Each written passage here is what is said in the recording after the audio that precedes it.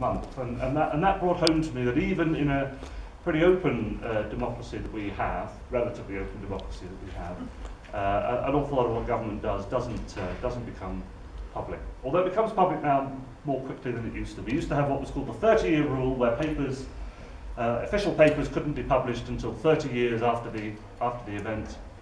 That's now been brought forward to 15 years, and then there are bad people like me who publish their diaries and accounts of being in government much sooner than that. And in fact, I think now that secrets in government have a shelf life of a couple of years at best, and that's probably a good thing, although I'm sure my colleagues who are still in government would disagree, and that certainly wouldn't be the official government line.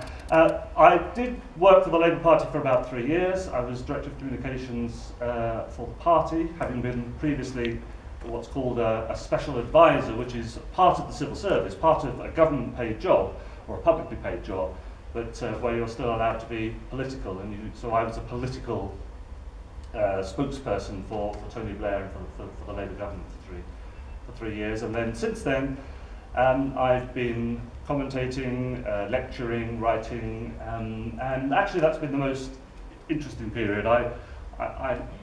If you like, for 17 years I was in the BBC, where I had no choice but to regard all opinions as equal, and to give each and every opinion equal respect. I then spent 3 years when only one opinion in the whole country really mattered, and that was the opinion of the Prime Minister and the person that I worked for.